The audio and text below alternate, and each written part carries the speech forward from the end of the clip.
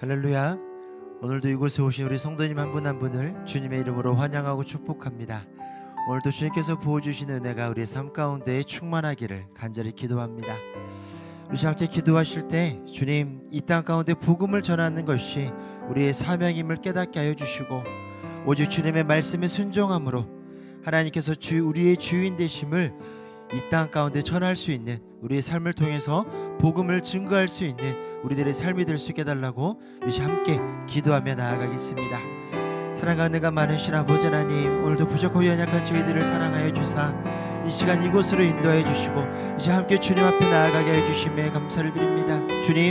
주님께서 우리를 부르신 이유가, 주님께서 우리를 자녀 삼아주신 이유가 이 땅 가운데 복음을 전하는 삶이라는 것을 깨닫게 하여 주시옵소서.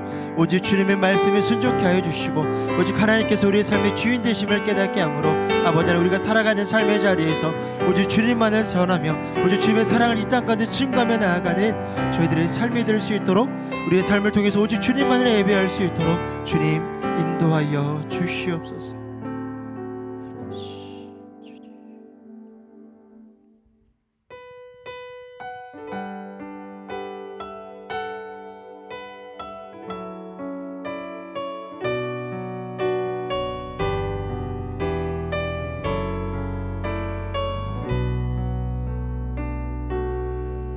지극히 작은 자, 죄인 중에 괴수, 무익한 나 부르셔서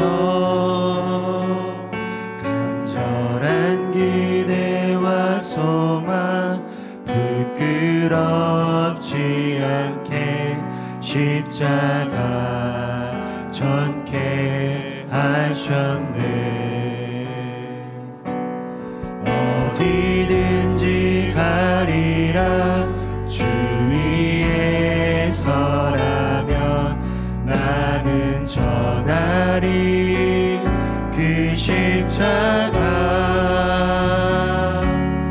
내 몸에 매 십자가 그 보혈의 향기 온 세상 채울. 다시 한번 고백합니다.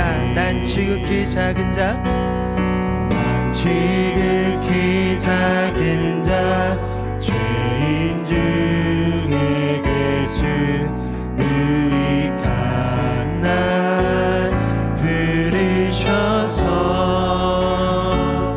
간절한 기대와 소망 부끄럽지 않게 십자가 전케 하셔. 어디든지 가리라, 어디든지 가리라 주 위에 서라면 나는 전하리 그 십자가. 내 몸에 매 십자가 그 보혈의 향기 온 세상 채울 때까지 살아도 주를 위해, 살아도 주를 위해, 죽어도 주를 위해 사나 죽으나 난 주의 것. 십자가의 능력, 십자가의 소망, 내 안에 주만 사시는 것. 난 지극히 작은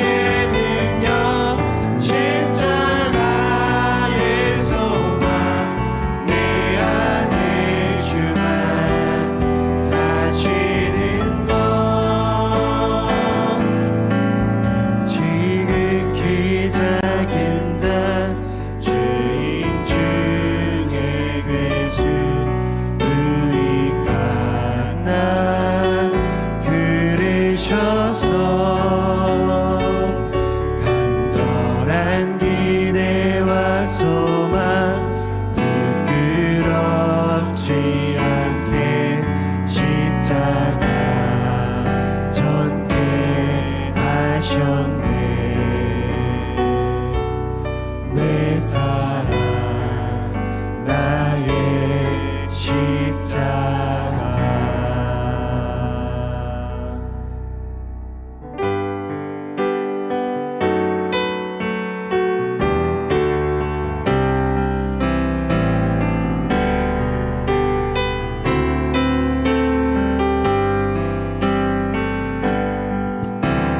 지존하신 주님 이름 앞에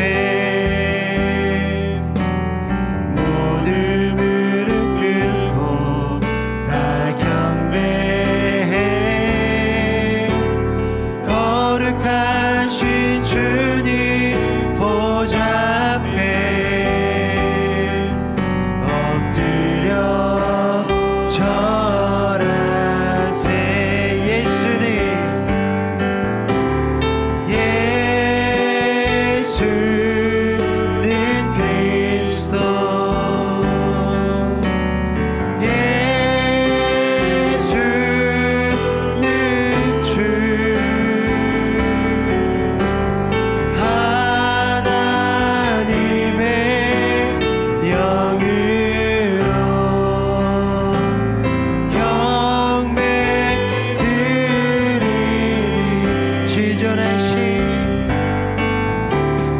지존하신 주님 이름 앞에 모두 무릎 꿇고 다 경배해. 거룩하신 주님 보좌 앞에 엎드려 절하세.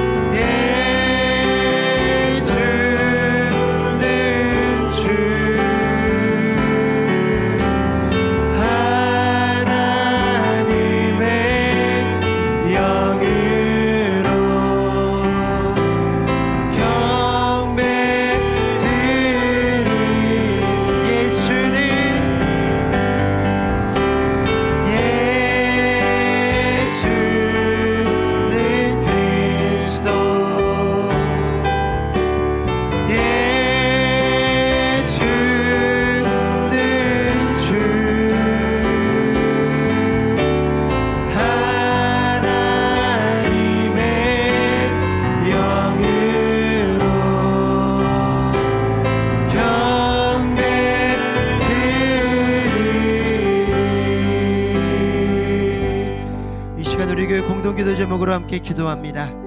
혼란의 시대 속에서도 예수님처럼 기도하는 교회 공동체가 되도록 금식으로 고난에 동참하며 행함과 진실함으로 이웃사랑을 실천할 수 있도록 흔들리는 가정마다 창조와 복음의 질서가 회복되도록 이 시간 이 기도 제목으로 함께 기도합니다. 사랑과 은혜가 많으신 아버지 하나님, 이 시대를 위해서 기도합니다. 혼란스러운 이 세대 가운데 주님 함께하여 주사 우리가 예수님처럼 기도하며 나아가는 저희들 될 수 있도록 도와주시옵소서. 원망하고 불평하는 것이 아니라 잠잠히 기도함으로 주님의 뜻을 구하는 우리 공동체 될 수 있도록 인도하여 주시옵소서. 카피 금식이 진행되는 가운데 있습니다. 금식을 통해서 고난에 동참하게 하여 주시고 아버지 말로만 전하는 것이 아니라 행함과 진실함으로 이웃사랑을 실천할 수 있도록 주님 인도하여 주시옵소서. 우리의 가정을 위해서 기도합니다. 흔들리는 가정마다 어려움에 있는 가정마다 창조와 복음의 질서가 회복되게 하여 주시고 하나님께서 우리에게 허락하여 주신 그 가정 행복한 가정으로 만들어갈 수 있도록 주 하나님 인도하여 주시옵소서.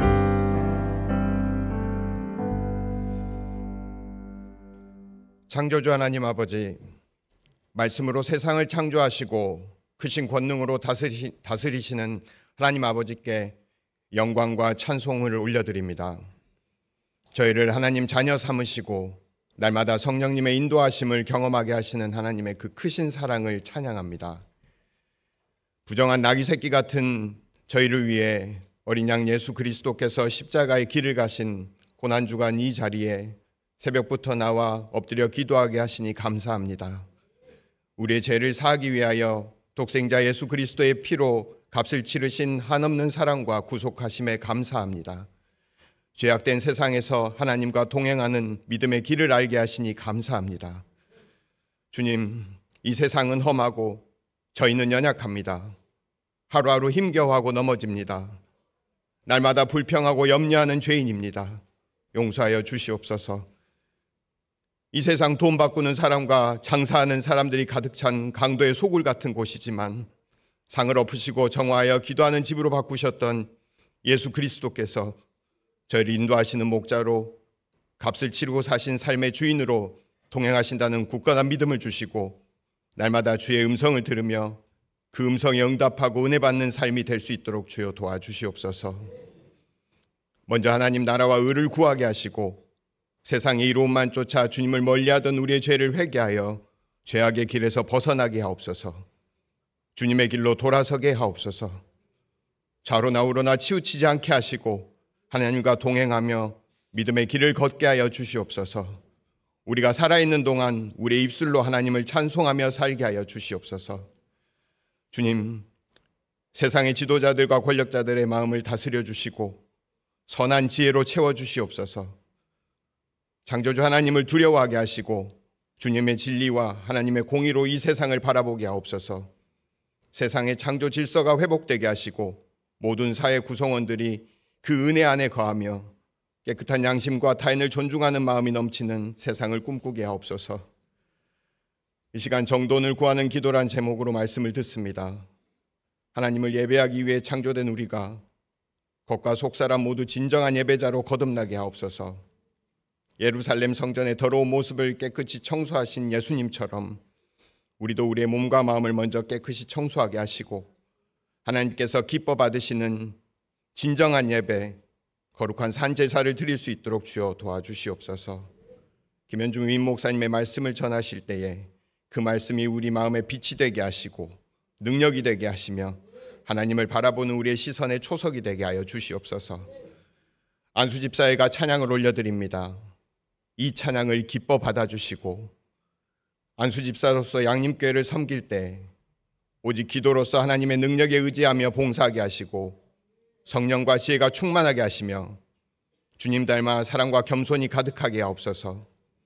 재직해 각 부서의 책임 맡은 일을 잘 감당하게 하시고 보이는 일보다 보이지 않는 일, 큰 일보다 작은 일을 찾아서 헌신하게 하시며 사람의 평가에 연연하지 않고 작은 일에 충성하는 일꾼이 되게 하여 주시옵소서. 가정에서나 직장에서나 그리스도의 향기가 그리스도의 사랑을 전하는 주님의 제자들이 될 수 있도록 주여 도와주시옵소서. 또 이 자리에 참석한 양님의 모든 성도가 하나님의 나라의 공동체로 바로 서게 하시고 모든 가정과 다음 세대 아이들이 하나님의 자녀로 살아가며 날마다 아름다운 복을 누리게 주여 도와주시옵소서. 고난주간 둘째 날 오늘 하루도 예수님께서 우리를 위해 걸어가신 고난의 길을 생각하고 하나님의 구원의 크신 사랑을 깨닫는 하루가 되게 하여 주시옵소서. 이 모든 말씀 예수님 이름으로 기도합니다. 아멘.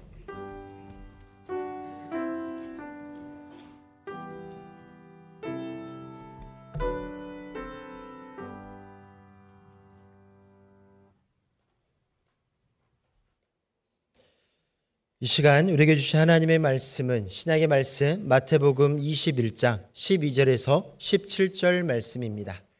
마태복음 21장 12절에서 17절 말씀 저와 여러분이 한 절씩 교독하도록 하겠습니다.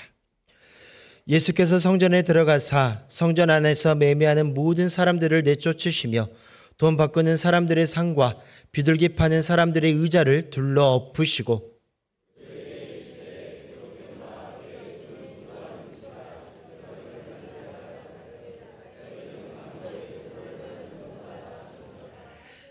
맹인과 젖는 자들이 성전에서 예수께 나아오매 고쳐주시니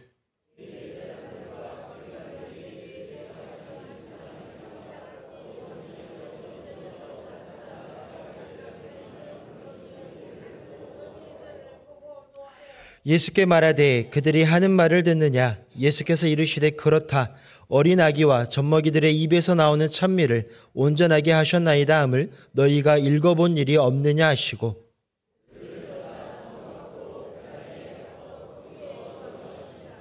아멘.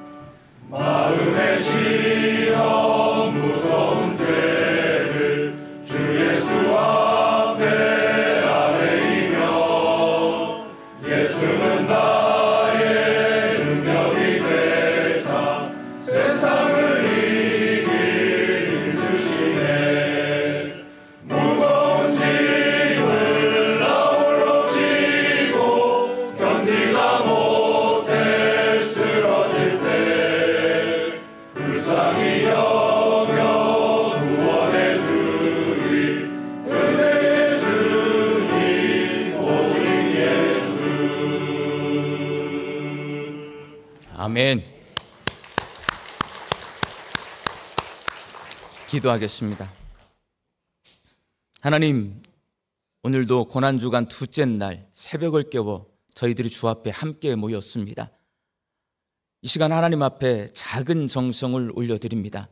미얀마를 위해, 영남 산불을 위해, 그리고 이 특세를 위해 모두가 함께 작은 정성을 하나님 앞에 올려드립니다. 이웃들을 생각하는 저희들의 마음을 헤아려 주셔서 하나님, 피해를 입고 고통당하는 그 이웃들에게 평안함과 위로함과 하나님 피해 복구가 온전히 이루어질 수 있도록 도와주시옵시며, 하나님 이 특세가 잘 진행되어서 이 특세에 참여한 모든 사람들이 하나님을 만나고 그들의 인생이 회복되는 귀한 이번 특별 새벽 기도회가 되게 하여 주옵소서. 하나님, 슬픔당한 가정이 있습니다. 특별히 우리 김삼례 권사님 위하여 기도합니다. 돌아가셨는데 가족이 없습니다. 우리 양림교회가 장례를 치러드립니다. 마지막 가시는 그 길을 하나님 우리 성도들이 지켜줄 수 있도록 도와주시옵시고, 우리 권사님이 예수님을 믿고 주님의 품에 안겼음에 천국에 가신 것을 기뻐하는 저희들 될 수 있게 하여 주옵소서. 주님, 기도합니다. 하나님, 가정 가운데 고통스러워서 주 앞에 나오지 못하고 기도하지 못하고 예배하지 못하는 가정들도 있습니다.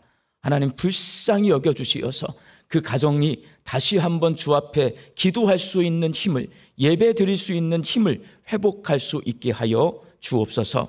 이 새벽에도 하나님, 새벽을 깨워서 우리 아이들이 주 앞에 나왔습니다. 이 아이들을 믿음으로 잘 양육하는 저희들 되기를 소망합니다. 믿음의 본을 보이는 부모들이 되게 하여 주시옵시고, 우리 교회 어른들이 되게 하여 주옵소서.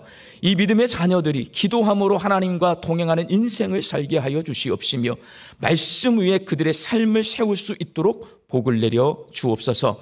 오늘도 새벽을 깨워 주 앞에 나온 모든 심령들 위해 주여 말씀하여 주시어서 내 삶 가운데 나와 함께 가기를 원하시는 주님의 음성을 듣게 하여 주시옵시고, 아멘으로 화답하며 우리 주님 뒤를 따라가는 우리 양림교회 성도들 되게 하여 주옵소서. 예수님의 이름으로 기도하옵나이다. 아멘. 할렐루야. 안 나오다 나오면 힘들 텐데 괜찮으세요? 얼굴 보니까 별로 안 힘드신 것 같긴 해요. 오늘 제가 극동방송 인터뷰합니다. 특별 새벽기도에 이렇게 저희 광고 몇 번 내보내 주시더니 오늘 이 특별 새벽기도에 대해서 인터뷰하자고 해요. 저 방송 별로 안 좋아해요. 그런데 인터뷰합니다. 10시 5분에 생방송 나갑니다. 특세에 관해서 여러분의 이야기 할 거니까요, 많이 청취해 주시기 바랍니다. 설교하겠습니다. 단팥빵 만드는 이야기를 영화로 만들어낸 일본 영화, 앙꼬가 일본 말이잖아요. 이게 단팥이란 말이거든요. 단팥 인생 이야기라는 영화가 있어요. 이 영화 속 주인공 토구에는 나병 환자입니다. 나환자 요양소에서 50년이나 단팥을 만들어서 아주 맛있는 단팥 만드는 비법을 알고 있는 단팥 장인입니다. 이 영화에 나오는 단팥빵은 우리나라로 보면 찰보리빵 만드는 거. 우리 단팥빵은, 우리나라 단팥빵은 여기 이제 빵집 가면 이런 단팥빵 있잖아요. 그게 아니고 찰보리빵입니다. 그녀가 맛있는 단팥 소를 만드는 비법은 팥에게 말을 합니다. 사람 대하듯이 팥에게 말을 해요. 배려를 막 해줘요. 그러면 팥이 맛있어져요. 근데 그게 비법이에요. 주인공 토구의 역을 맡은 사람이 키키키린이라고 하는 여배우인데 연세가 좀 드신 분이에요. 영화가 아니라 마치 옆집 할머니가 단팥을 만드는 것을 보고 있는 것처럼 연기를 굉장히 잘합니다. 우리 김혜자 씨 뭐 이런 식이에요. 예수님께서 세상을 바꾼 마지막 한 주간을 지내는 모습을 보면 마치 영화 속의 배우를 보는 것 같습니다. 배우가 대본에 따라 연기를 하듯이 예수님도 구약 성경이라고 하는 대본을 따라 연기를 하십니다. 이렇게 하시는 이유, 예수님이 하나님께서 보내주시겠다고 약속하신 그 그리스도, 메시아, 구원자이심을 말씀해 주시기 위해서 구약 성경의 선지자들이 예언한 대로 예수님은 그렇게 마지막 한 주간을 사십니다. 어제는 스가랴 9장 9절의 대본에 써 있는 대로 나귀를 타고 예루살렘 성에 들어가셔서 우스꽝스러운 나귀를 탄 왕이 되셨다, 제가 말씀을 드렸고요. 오늘은 예수님이 청소부가 되십니다. 오늘 본문 말씀에서는 말라기 3장 1절에서 3절까지의 대본에 써 있는 대로 성전 정화, 성전 청소를 하시는 예수님의 모습이 기록되어 있습니다. 말라기 3장 1절에서 3절 말씀을 함께 읽겠습니다. 만군의 여호와가 이르노라, 보라 내가 내 사자를 보내리니 그가 내 앞에서 길을 준비할 것이요 또 너희가 구하는 바 주가 갑자기 그의 성전에 임하시리니 곧 너희가 사모하는 바 언약의 사자가 임하실 것이라. 그가 임하시는 날을 누가 능히 당하며 그가 나타나는 때에 누가 능히 서리요. 그는 금을 연단하는 자의 불과 표백하는 자의 잿물과 같을 것이라. 그가 은을 연단하여 깨끗하게 하는 자 같이 앉아서 레위 자손을 깨끗하게 하되 금, 은같이 그들을 연단하리니 그들이 공의로운 제물을 다 여호와께 바칠 것이라. 말라기 선지자는 하나님이 보낸 사자가 금과 은을 재련하듯이 성전에 가서 하나님께 제사 드리는 일을 감당하는 레위 사람들과 제물을 깨끗하게 정화시킬 것이다 라고 예언을 해요. 이게 무슨 말인지 아무도 모릅니다. 말라기가 환상을 보고 이걸 기록해 놨기 때문에. 예수님께서는 이 예언의 말씀대로 예루살렘 성전에 들어가서 장사하는 사람들과 돈 바꾸는 사람들을 내쫓으십니다. 이걸 성전 정화 사건, 성전 청소하신 거예요. 나중에 예수님의 제자들이 성령 충만하고 보니까 성경 말씀이 생각이 납니다. 말라기 3장 1절에서 3절 말씀. 구약의 말라기 선지자가 예수님께서 청소하신, 성전을 정화하신 이 사건을 미리 예언해 놓은 것이구나 라는 것을 깨달아 안 거예요. 그렇다면 곰곰이 생각해 보아야 합니다. 하나님께서는 예수님으로 하여금 왜 성전을 정화하게 하셨을까? 예수님이 예루살렘에서 마지막으로 활동하신 시간은 단 6일이에요. 나귀 타고 예루살렘에 들어가셔서 6일밖에 안 계셨어요. 그리고 십자가에 달려 돌아가셨어요. 그 6일 동안 예루살렘에서 아주 중요한 일들만 행하셨을 텐데 그 가운데 이 성전 청소 사건이 있는 겁니다.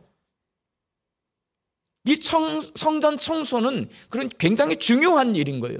왜 성전 청소, 성전 정화가 중요한 일일까? 예수님은 왜 청소부가 되셨을까?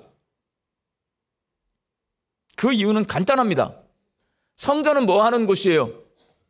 하나님께 제사 드리는 것, 우리로 말하면 예배 드리는 거예요. 그럼 뭐가 중요하다?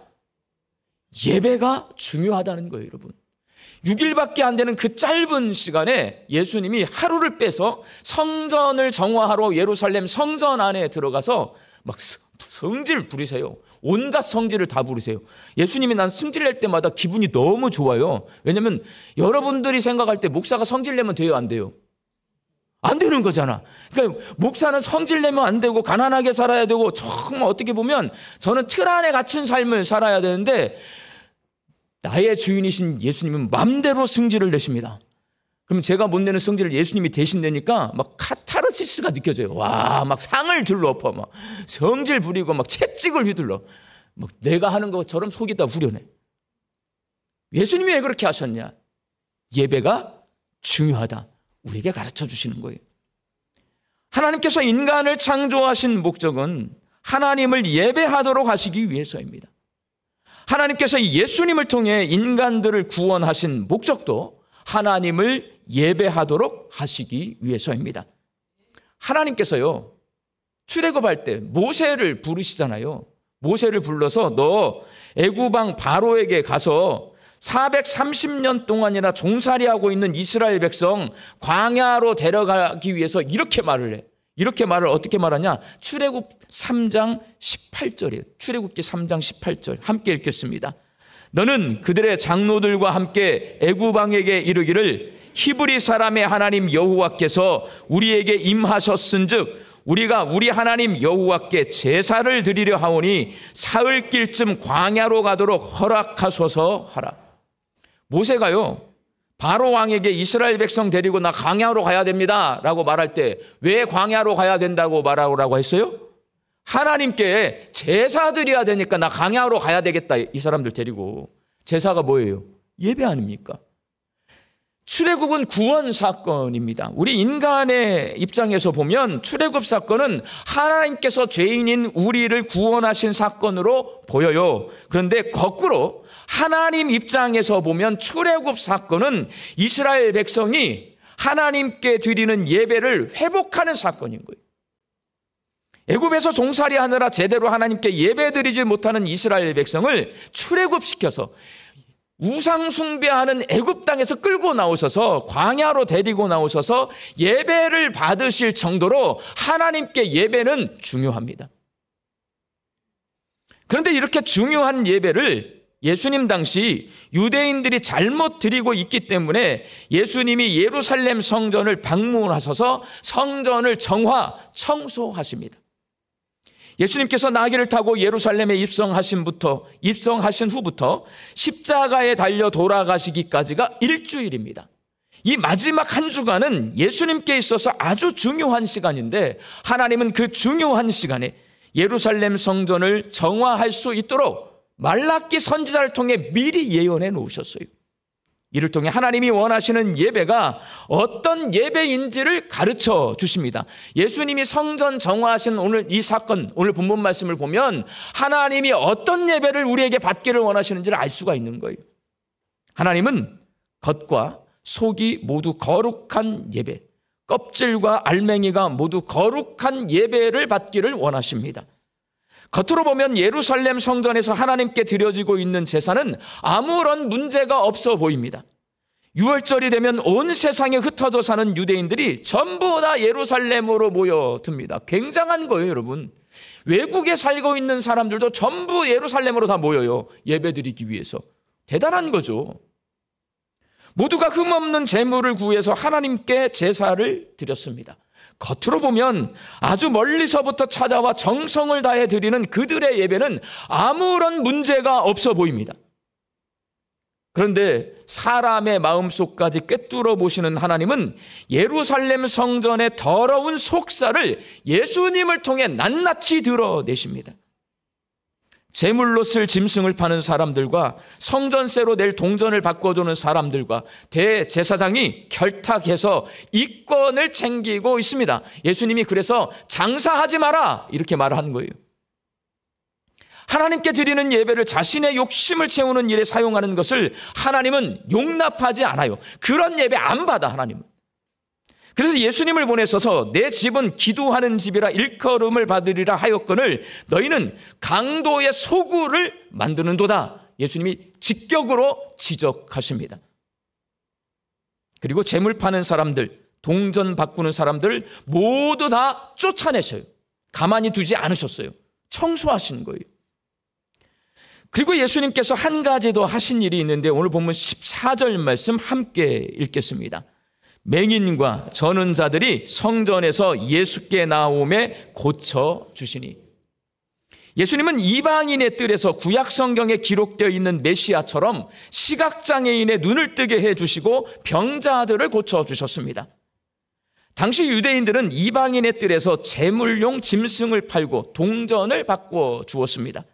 이 뜰은 성전 안에 들어갈 수 없는 이방인들과 장애인들이 머물러 있던 곳입니다.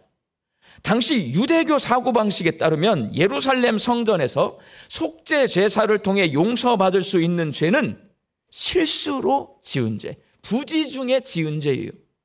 고의로 지은 죄는 속죄 제사만으로는 용서받을 수 없고 한 가지 더 해야 되는데 뭐냐? 착한 일, 선한 일을 해야 됩니다. 그래서 이방인의 뜰에 있는 가난한 장애인들에게 구제를 해줬어요. 그 착한 일을 통해서 내가 용서받을 수 있다라고 믿었어요. 그러다 보니까요, 장애인들이 너 나한테 구제해야 돼, 나한테 돈 줘야 너 죄를 용서받을 수 있어. 그러니까 돈을 당당하게 받아요.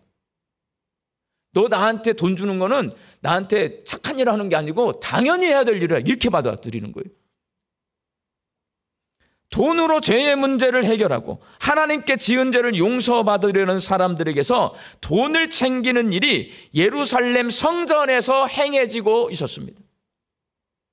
그 이방인의 뜰에 있던 장애인들을 예수님이 고쳐주심으로 이런 잘못된 생각과 잘못된 관행들도 정화를 시켜버리는 거예요. 그러니까 예수님이 이방인의 뜰에 있는 장애인들, 병자들을 지금 고쳐주셨잖아요. 맹인을 고쳐주는 것, 시각장애인을 고쳐주시는 것은 구약 성경에 예언되어 있어요. 눈먼 자가 눈을 뜨게 될 것이다. 그래서 예수님이 고쳐주시는 거예요.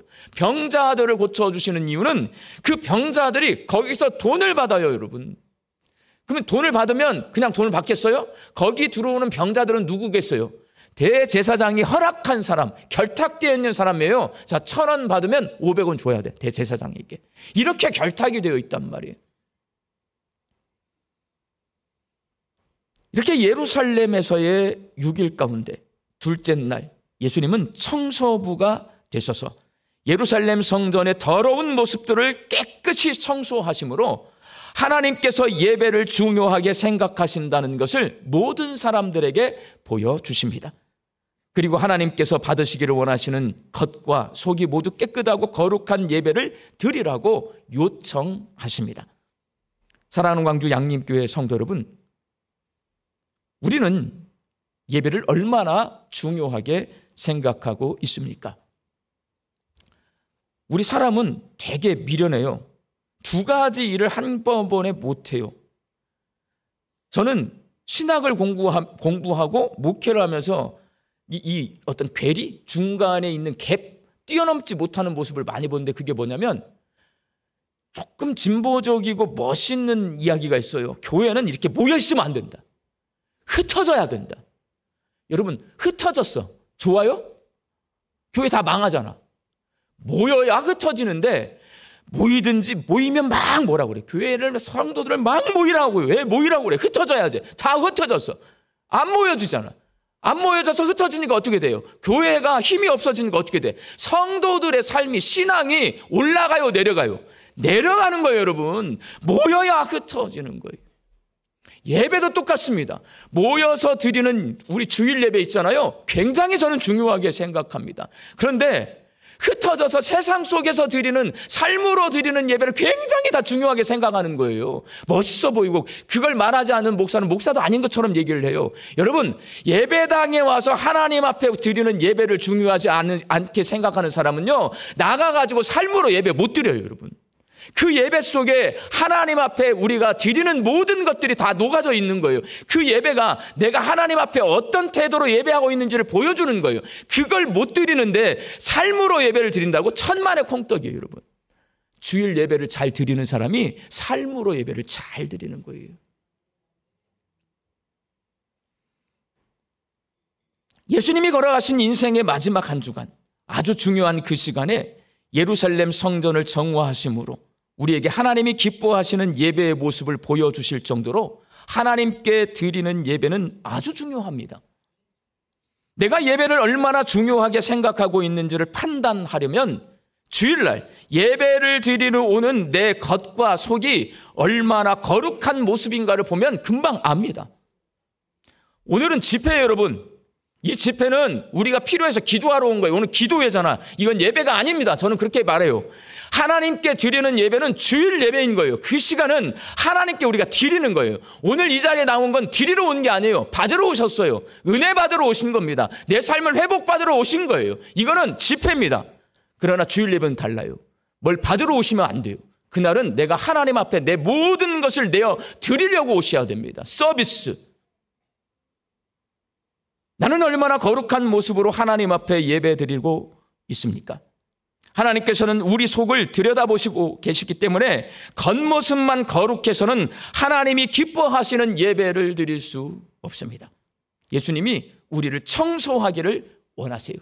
겉과 속이 거룩해야 하나님이 기뻐하시는 예배를 드릴 수 있습니다. 겉이 거룩한 예배 드리는 태도로 나타납니다. 깨끗한 복장, 예배 시간에 늦지 않기. 이건 말해서 뭐 합니까? 하나님 앞에 내가 일주일에 딱 한 번, 1시간 내어드리러 오잖아요. 깨끗한 복장, 예배 시간에 늦지 않기. 이건 기본이잖아요. 그 태도가 하나님 앞에 예배 드리는 내 겉모습인 겁니다. 예배에 집중하던 태도도 마찬가지입니다. 이 예배 시간에 왔으면 하나님께 예배 드리는 시간 집중해야 돼요. 이건 제가 교육해야 되는 거예요. 솔직히 저 남에게 싫은 소리 잘 못해요. 근데 목사가 되다 보니까 하는 거예요. 예배 시간에 휴대전화 받지 마세요. 하나님과 예배를 하는데 휴대전화가 와. 우리 어른들 많이 받아요. 지금 양림교회에. 그러면 안 되는다고 난 생각해요. 근데 내가 말을 안 하는 이유는 뭐냐면 이른 양이 될까 봐 감히 말을 못해. 오늘 같은 날 하는 거야. 휴대전화 받는 사람 손이 막 떨려야 돼. 막 이렇게. 막 전자파가 뇌를 막 전자 지져버려야 돼. 예배 시간에 휴대전화 받으면 안 됩니다, 여러분. 그건 말해 뭐 합니까? 하나님 앞에 예배를 드리는데. 우리는 예배 시간에 하나님 앞에 예배를 거룩하고 공손한 태도로 드리기 위해서 일어서는 거예요. 일어서는 태도, 하나님이 왕이시기 때문에요. 그 앞에서 우리가 일어서서 찬송하는 겁니다. 기도 시간에 왜 눈 감아요?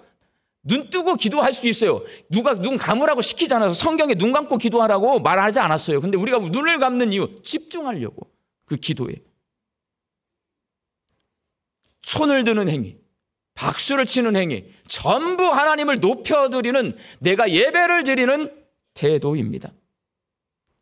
우리가 겸손한 태도로 집중해서 예배를 드릴 때에 하나님께서 기뻐하시는 예배를 드릴 수 있습니다. 이게 겉모습이에요. 겉모습도 중요하지만 우리의 마음속도 중요합니다. 일상의 삶을 살다 보면 집이 어지럽혀집니다. 여기저기 물건이 쌓이고 빨랫감 쌓이고 구석구석 먼지도 쌓입니다. 그러다가 언제 깨끗하게 청소합니까? 언제 청소해요? 손님 오실 때. 제가 신방 간다고 하면 갑자기 막 온 집을 다 치고 물건 정리하고 청소 깨끗이 해서 집을 깨끗하게 만들어 놓고 저를 맞이해요, 여러분. 제가 정말 기억에 남는 거는 그 집이 잘 사는 집이 아니에요. 그런데 여기 말고요, 서울에서 담임 목회할 때예요. 첫 신방을 가는데 담임 목사 처음 온다고 그 권사님, 어렵게 사는 권사님인데 도배를 했어요. 도배. 대신방 받으려고. 왜냐면 엄마한테 그렇게 배웠대. 제가 왜 도배를 했어요? 자기 엄마한테 그렇게 배웠대. 대신방 하는데 도배를 했어요. 지금도 안 잊혀져, 그 권사님. 제가 좀 장난기가 있어요. 전 장난기가 있어요. 그리고 저는 어른들을 할머니 손에 켰기 때문에 어른들에 대한 어떤 그 부담감이 없어. 특히 할아버지는 부담감이 있어. 할머니들은 부담감이 없어요. 그래서 담임 목회를 처음 갔는데 교회 근처에 할머니들이 많이 사시더라고. 다른 집 신방을 가다가 부목사님이 여기도 저희 교회 권사님 집입니다 하는데 제 마음에 들어가고 싶어요. 근데 그렇게 갑자기 들어가면 돼요, 안 돼요?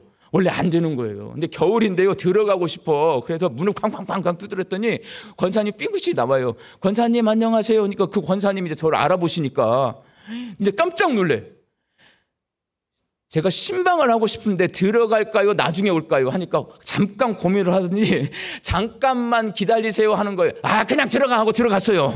들어갔더니 방 안에 겨울이라 빨래를 한가득 넣어놓고 말리고 속옷 입고 다 있어요. 그냥 권사님이 어쩔 줄 모르는 거예요. 뭘 어쩔 줄 모르고 앉아요. 그냥 해가지고 그냥 신방을 하고 왔어요. 뭔 일이 벌어졌을까요? 목사님 아무 때나 들어오신다. 전 교회 소문이 나가지고 빨래를 방에다 널어놓고 있으면 안 된다. 집 치우고 있어야 된다. 우리 목사님 말도 않고 오는 사람이다. 이렇게 소문이 났어요. 교회 비상이 걸린 적이 있어요.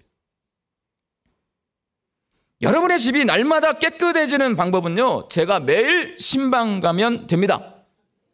그러면 엄청 저를 싫어하실 겁니다. 왜냐하면 매일 청소해야 되기 때문에 그렇습니다. 근데 반대로 제가 청소부가 되어서 여러분의 집을 매일 청소해 주면 얼마나 좋겠습니까? 더러워진 내 마음속은 여러분, 내가 청소할 수 없어요. 더러워진 내 마음속, 내 힘으로 청소 안 됩니다, 여러분. 욕심 부리는 마음, 음란하는 마음, 미워하는 마음, 남을 무시하는 마음, 내 힘으로 청소가 안 돼요. 청소부이신 예수님을 초청해야 합니다. 그게 오늘 말씀의 핵심이에요. 그 정화, 대제사장이 못 하잖아요. 레위인들이 못 하잖아요. 제사장들이 많이 있는데 청소를 못 하잖아. 그러니까 누가 가는 거예요? 예수님이 청소부가 되셔서 예루살렘 성전을 깨끗이 청소해 버리잖아요. 이거는 뭐냐면 내 더러워진 마음 때문에 하나님 앞에 속사람이 깨끗하지 못한 예배를 드리고 있거든. 누구를 초청하라? 예수님을 초청하라는 말이에요.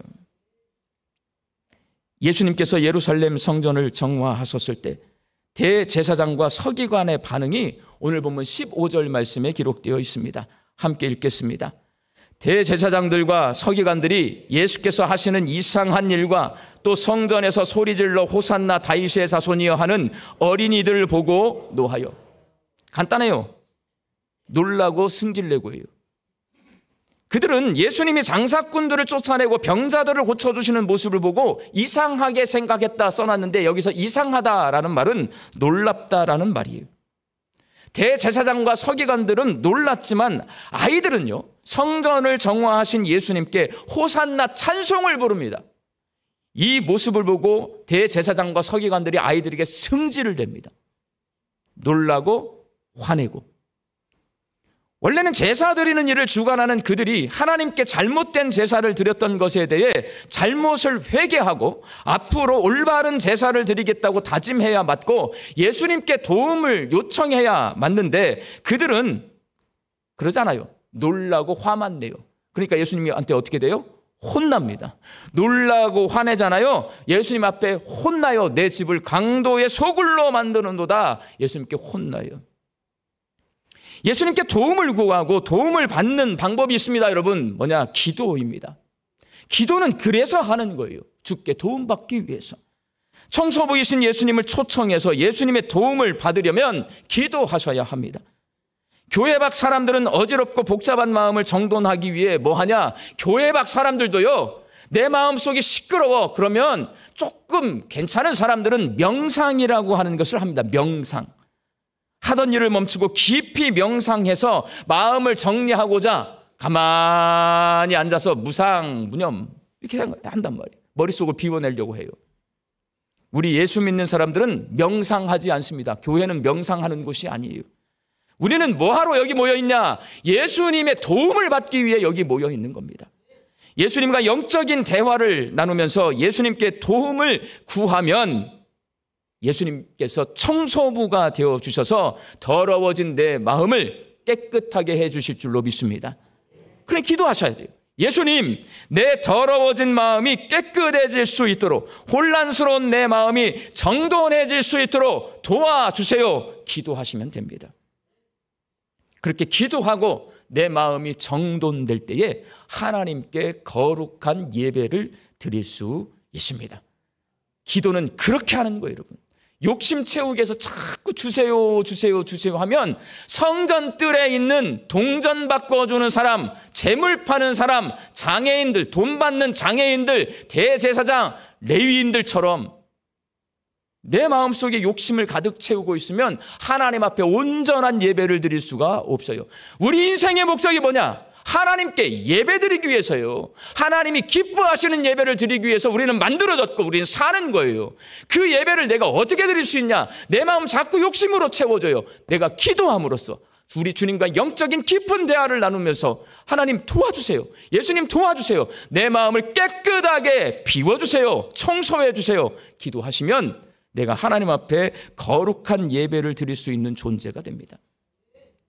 고난주간 둘째 날 성전을 청소하신 예수님을 기억하며 겉과 속이 거룩한 예배를 하나님께 올려드려서 하나님 기쁘시게 해드리는 우리 양림교회 성도들이 되시기를 주님의 이름으로 축원합니다. 오늘은 정돈을 구하는 기도, 앞에 화면을 보시면서 함께 기도하도록 하겠습니다. 주님, 세상을 바꾸시던 마지막 한 주간, 그 중요한 시간에 예루살렘 성전을 깨끗하게 청소하시는 예수님을 바라보며 하나님이 예배를 무척 중요하게 생각하신다는 것을 깨달았습니다. 하나님께 영과 진리로 예배 드리겠습니다. 주님, 예루살렘 성전을 깨끗하게 청소하시는 예수님을 바라보며 내 겉사람을 정돈해서 하나님께 예배 드릴 것을 다짐합니다. 용모단정하게 공손한 자세로 예배 드리는 예배자가 되겠습니다. 주님, 예루살렘 성전을 깨끗하게 청소하시는 예수님을 바라보며 더러운 내 속사람을 걱정스러운 눈으로 바라보게 됩니다. 이 모습으로는 하나님이 기뻐하시는 예배를 드릴 수가 없습니다. 주님의 도우심을 간구하오니 내 마음속에 찾아오셔서 욕심부리는 마음과 음란한 마음과 미워하는 마음과 남을 무시하는 마음들을 제거해 주시고 정리해 주셔서 겉과 속이 깨끗하고 거룩한 예배자가 되게 하여 주옵소서. 예수님의 이름으로 기도하옵나이다. 아멘. 각자 조용히 기도하시고 돌아가시기 바랍니다.